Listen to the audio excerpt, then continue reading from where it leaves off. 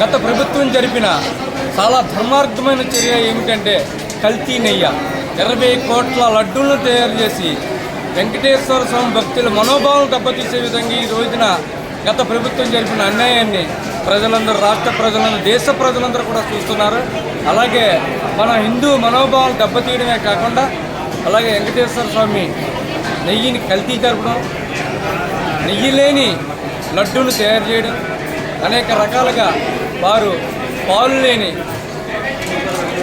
రకరకాల పదార్థాలు తయారు చేయడం, అన్ని రకాలుగా కూడా ఆ దేవదేవుని సన్నిధిలో అన్యాయం జరగడం చాలా దుర్మార్గం జరిగా తెలుపుతూ ఈ రోజున ఆ దేవదేవుడు ఆ కల్తీ చేసిన దుర్మార్గుల్ని శిక్షించకుండా వదలడు.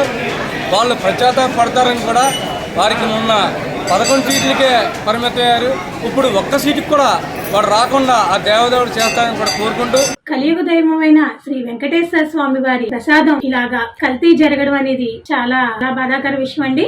ఎందుకంటే ప్రజలందరూ కూడా ప్రసాదాన్ని చాలా దైవంగా భావిస్తాం. మేము ప్రసాదం తీసుకోవాలంటేనే ఎక్కడుందా, ఎవరు వెంకటేశ్వర స్వామి ప్రసాదం ఇస్తారా, ఎప్పుడు వెళ్ళి కలుస్తామా, వెళ్ళలేను, దూరంగా వెళ్ళలేను అని కూడా మేము ఆయన ఉన్నారన్న ఫీలింగ్ లో ఉంటామండి. అలాంటిది ఈవేళ ఆ ప్రసాదంలో కూడా కల్తీ జరగడం అనేది చాలా తప్పండి. కానీ హిందుత్వంలో ప్రసాదాలను కూడా కలిపి ఇలాంటివి చేస్తారని అనుకోలేదండి. ఆయన ఏమనుకున్నారంటే హిందుత్వాన్ని నాశనం చేయాలని కోరుకుంటున్నట్టున్నారు. కానీ ఆయనకి అలా జరగదండి. శ్రీ వెంకటేశ్వర స్వామి వారు ఆయన చూస్తా ఊరుకోరండి. ఆయన భగవంతుడి విషయంలో మోసం చేయకూడదు. ఇలాంటి ప్రసాదాన్ని ఎంతో మంది తిన్నాము. నెయ్యి కల్తీ జరిగింది కదండి, ఎంతవరకు తిన్నాము అంతవరకు అంతమంది బాధాక అంతమంది మాకు ఎంతో బాధపడ్డాము. మేము ఆ శుద్ధి చేసుకోవడానికి కూడా లేకుండా పోయాము. కానీ ఆయన అంతకంత కర్మ అనిపించుకుంటాడు, అంతకంత పాపం అనిపించుకుంటాడు. కల్తీ చేసిన వాళ్ళకి శిక్ష పడాలని కోరుకుంటూ, హిందువులకి న్యాయం చేయాలని కోరుకుంటూ సెలవు తీసుకున్నాను. ఓం నమో నారాయణాయ. నా పేరు కనకదుర్గ, భీమవరం నుంచి మాట్లాడుతున్నాను. తిరుమల తిరుపతి దేవస్థానం అంటే ప్రపంచంలోనే ప్రసిద్ధి చెందిన ఆలయం.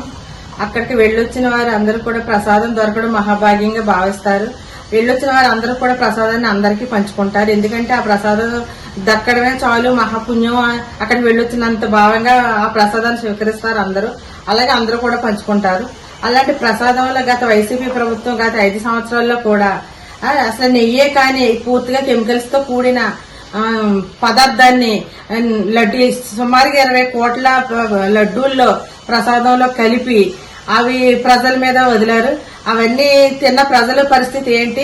అలాగే దేవుడు అంటే వాళ్ళకి ఎలాగో భక్తి ఎలాగో లేదు, కనీసం భయం కూడా లేదు.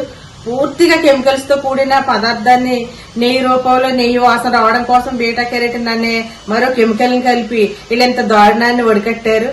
దీనికి మేము అందరం కూడా చాలా తీవ్రంగా వ్యతిరేకిస్తున్నాం. కలియుగ వైకుంఠం తిరుమల తిరుపతి మహాప్రసాదం లడ్డూలో గత వైసీపీ ప్రభుత్వం పాల్పడిన దుశ్చర్య, అవినీతి, లడ్డూ తయారీలో కల్తీ రసాయనాలను కలిపి అసలు నెయ్యే లేకుండా లడ్డూను తయారు చేసి భక్తులకు అందించడం పట్ల నిజంగా యావత్ భక్త జనావళి కూడా విస్మయం వ్యక్తం చేసిన పరిస్థితి, ఆందోళన చేసిన పరిస్థితిని మనం అందరం కూడా చూడటం జరిగింది.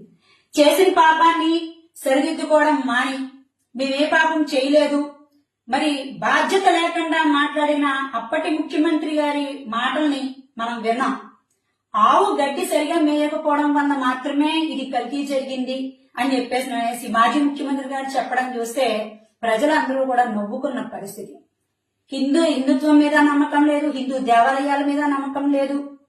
మీ వైసీపీ నాయకుల భాష గాని, వారి హిందూ దేవాలయాల మీద జరుగుతున్న దాడుల పట్ల మీ వైసీపీ ప్రభుత్వంలో ఎటువంటి రక్షణ చర్యలు లేకపోవడం, ఇవన్నీ కూడా ప్రజలు చూసి, మీరు చేసిన విధ్వంసకర పాలనను చూసి భయం వేసి ప్రజలందరూ కూడా మిమ్మల్ని సాగనంపిన పరిస్థితిని మనం చూసి ఉన్నాం.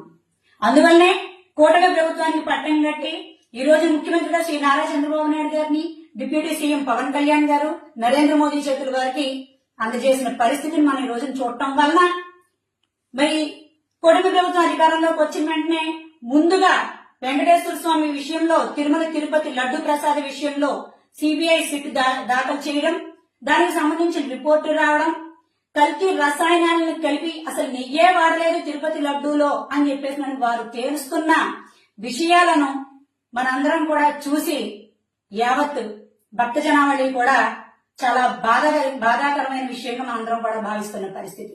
అసలు మీరు మీ నాయకులు, మీ వైసీపీ నాయకులు లడ్డూ కల్తీ చేశాము క్షమాపణ చెప్పండి, అంతేగాని సమర్థించుకోవద్దు. ఇప్పటికైనా సరే మీలో ఎటువంటి మార్పు లేదు. మనకు అసలు ఎందుకు ప్రజలు మనల్ని వ్యతిరేకించారు, ఎందుకు 11 స్థానాలకే మనల్ని పరిమితం చేశారు? ఈ లడ్డూ అవినీతి పనుల్లో గాని మీరు ఆ 7 కొండల వారికి క్షమాపణ చెప్పుకోవాలి. ఎప్పుడైనా సరే భాష సవ్యంగా ఉంచండి. రాజకీయ నాయకులంటే ప్రజల్లో ఒక గౌరవభావం ఉండేలా చూడండి, అంతేగాని నోటికొచ్చినట్టు ఏదో మాట్లాడేసి సభ్య సమాజం తల దించుకునేలా మాత్రం దయచేసి మీరు ఎవరు కూడా ప్రవర్తించవద్దని చెప్పేసి అనేసి తెలియజేస్తున్నాను.